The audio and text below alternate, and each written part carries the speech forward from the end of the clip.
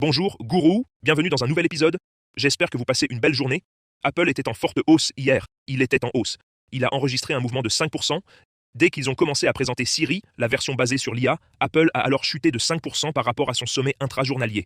Nous allons nous pencher sur le Bitcoin, nous regarderons Apple et nous examinerons tous les tickers que vous demanderez. Mon portefeuille, dans l'ordre, Google, Nvidia, Apple, Tesla, dont j'ai réduit 70% des positions il y a environ 5 ou 6 jours. Maintenant, j'ai beaucoup de liquidités pour acheter en cas de baisse. Je vais racheter les mêmes titres lors des baisses, simplement parce qu'elles étaient un peu exagérées. J'ai TSM Foxconn, que j'achèterai aussi lors de nouvelles baisses, ainsi que Bitcoin, TON, et je veux prendre position dans les valeurs qui génèrent du battage médiatique. Ce sont les tickers que j'apprécie en ce moment, et qui constituent principalement ma liste de surveillance que vous verrez dans un instant.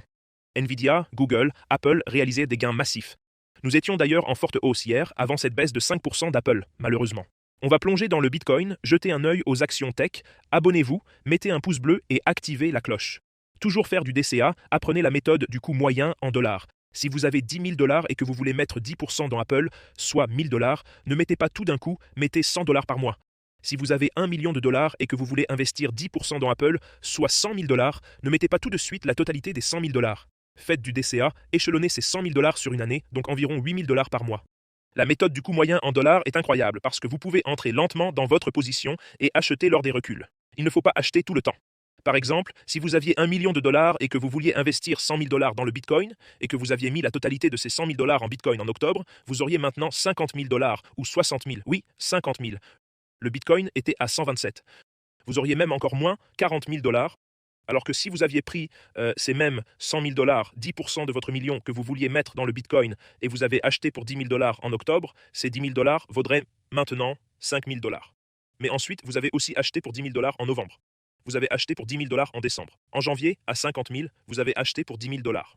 Votre stratégie de lissage du coût en dollars et votre prix moyen auraient baissé, et il se serait établi autour de 75 000 dollars au lieu de perdre à 126 000. C'est le concept du lissage du coût en dollars. Passons aux aspects techniques. Je fais ces vidéos depuis 7 ans maintenant, tous les jours gratuitement, ce qui est magnifique. Ce n'est pas un conseil financier. Ce sont mes transactions, mes investissements, dont vous pouvez tirer des leçons gratuitement. Apprenez autant que vous pouvez, mes victoires comme mes défaites. Et si vous me suivez depuis longtemps, nous avons beaucoup capitalisé. Nous achetions Apple en 2016, Nvidia en 2016, Bitcoin en 2012. Dans ces vidéos en 2020 à 9000, Nvidia à l'époque et tous ces gains incroyables, ce qui est magnifique. Et nous l'avons échangé et fait fructifier, ce qui a ajouté encore plus. Alors apprends, étudie, regarde celle-ci gratuitement et rejoins le Telegram gratuit. Le lien est ci-dessous. Passons maintenant à l'analyse technique pour le Bitcoin. On passe aux techniques. Ma transaction Bitcoin de 1,5 Bitcoin est en hausse de 1600. Elle était plus haute plus tôt aujourd'hui, mais elle a subi un repli. Le Bitcoin a atteint 64 000. J'ai d'autres ordres à 62 060. Des ordres en échelle. Je pense que je vais retirer ce 60. Je l'ai à 60, 59, 55. Je vais faire 60, 55, 45, 50.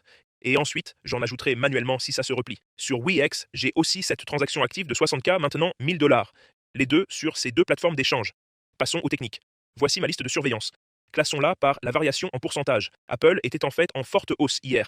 Hype était en hausse de 6%. Tesla a progressé de 4,5%. TSM 2,8%, Nvidia 1,7%. Ton était stable. Le reste du marché était stable ou en baisse. Apple avait beaucoup monté, vous voyez, mais dès qu'ils ont commencé à parler de Siri, le titre Apple était à 317 dollars en milieu de journée. Puis, dès qu'ils ont parlé de Siri, ça a chuté de 5% par rapport au sommet, clôturant la journée à 301. C'est à ce moment-là qu'ils ont commencé à présenter le nouveau Siri avec seulement quelques fonctionnalités d'IA de base. Ensuite, ça a chuté. On passe au Bitcoin, 63 000.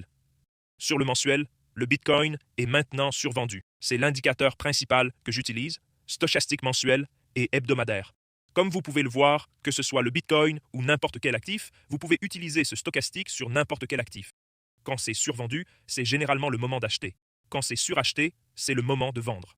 Ici, vous pouvez voir qu'il était suracheté au-dessus des lignes pointillées à 126 000, comme je vous l'enseigne dans la Masterclass Stockroom et la Masterclass Crypto. 126 000, c'était suracheté, il est temps de vendre. Maintenant, à 60 000, c'était survendu, il est temps d'acheter. C'est l'indicateur principal que j'utilise. 2022, il est temps d'acheter quand c'était survendu à 15 000. Vous pouvez le voir ici. Ici, en 2021, en novembre, le jour du sommet où nous l'avons vendu à l'époque, si vous vous souvenez. C'était à 69 000, le moment de commencer à vendre, suracheter. Ensuite, je fais la même chose sur le graphique hebdomadaire. Le graphique hebdomadaire, c'est juste des périodes plus courtes. Ici, tu peux voir qu'il était suracheté à 82, le moment de vendre. Survendu, c'est le moment d'acheter. Ici, à 126, suracheté, le moment de vendre. Tu vois le tableau. Ce sont les indicateurs les plus importants à utiliser pour tous les actifs. On peut voir que le drapeau baissier a fonctionné. Le Bitcoin est monté à 58 000, mais la cible réelle du drapeau baissier est de 51 000, donc gardez ça à l'esprit. Mais il est survendu sur le graphique hebdomadaire et il essaye de trouver du soutien. Cela pourrait encore baisser davantage. C'est pour cela que j'ai mes ordres échelonnés à la baisse. J'ai tous ces ordres échelonnés à la baisse. En journalier, le stochastique est très survendu maintenant, et il a essayé de remonter. Il a monté sans être trop suracheté, ce qui est intéressant. De 59 000, il faut monter jusqu'à 64 000 et ça cale un peu. Sur l'hebdomadaire, le bot indicateur Bitcoin est toujours une cellule rouge. Il n'a pas déclenché d'achat. Le Guru bot est aussi une cellule rouge. Ça n'a pas déclenché d'achat. Voyons ça de plus près sur le journalier. Sur le 4 heures, on est un peu en surachat. Et il semble que ce mouvement perde un peu de son élan. Nous avons eu une reprise en V de 59 à 64 et puis ça a stagné. Ça n'a pas continué au-delà de 64 000, ce qui est intéressant. Sur l'horaire, il y a un peu de peut-être un motif tête-épaule ici. Donc l'objectif d'achat est à 59 000 à mon avis. Ça pourrait se replier ici, mais j'ai des ordres en échelle et je vais les laisser s'activer. Parlons d'Apple avant cette baisse.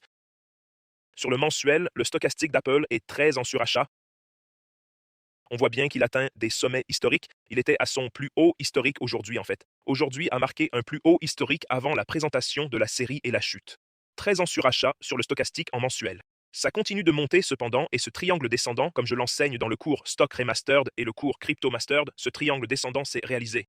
Sur l'hebdomadaire, c'est suracheté, mais ça fléchit un peu. Rejeté 2 semaines de suite à partir de 3,17. Sur le journalier, on voit cette grosse baisse depuis 3,17, puis un repli quand ils ont présenté les nouvelles fonctionnalités IA, et que ça n'a pas plu, ça a chuté de 3,17 à 3,05. Une chute de 5% en une journée, et c'est très suracheté. Voyons maintenant les supports sur les graphiques hebdomadaires. Sur l'hebdomadaire, on a un solide support à 2,45, 2,04. Non, je dirais plutôt ici, à 2,45, 2,0, puis 1,70. On était juste à 1,70 lors des plus bas d'avril l'année dernière, donc c'est très possible que ça redescende. Pendant la guerre d'Iran cette année, on est descendu à 2,43, donc ce sont des lignes de support très solides. Je dirais que les plus fortes sont à 1,69 et 2,0. Le 45, c'est aussi un support solide maintenant. Voyons le ratio P d'Apple. Les gens étaient vraiment déçus de leur journée de présentation de la série.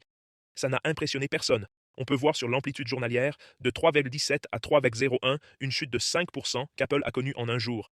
Le ratio P est à 37, c'est assez élevé. Le ratio d'or est de 20 fois, donc 37 est en fait assez élevé, mais ça continue de monter et leurs revenus sont incroyables. 416,112 milliards de bénéfices, 391,93 milliards de bénéfices, donc ils continuent de croître. Regardons Tesla. Tesla a fait un énorme bond aujourd'hui, presque 4%. Tesla connaît de fortes fluctuations. On peut voir sur la période plus longue qu'il est vers le haut de la zone de résistance. Sa ligne de résistance est à 80,98. Sur l'hebdomadaire, il est suracheté. Nous avons maintenant un support solide. Les principaux supports sur Tesla sont l'un est à 2,68 et le second est ici. Ce sont les principaux supports. Les lignes jaunes sont les principaux supports, 3,37. Ensuite, nous avons un plus petit support. Je dirais qu'ici, nous avons un plus petit support à 3,83. J'appellerais ça un support normal, pas un support solide. Le support fort est à 3,37 et à 2,79 sur Tesla. Voilà ma mise à jour. J'ai des transactions Bitcoin et WEX ouvertes, des transactions Bybit et WEX ouvertes sur le Bitcoin. Dans le groupe d'élite des traders IA, Chuck Lord Opus 4.5 est entré en position longue sur l'Ethereum. Merci, Bro Samurai, il est allé long sur le battage médiatique et a été récompensé.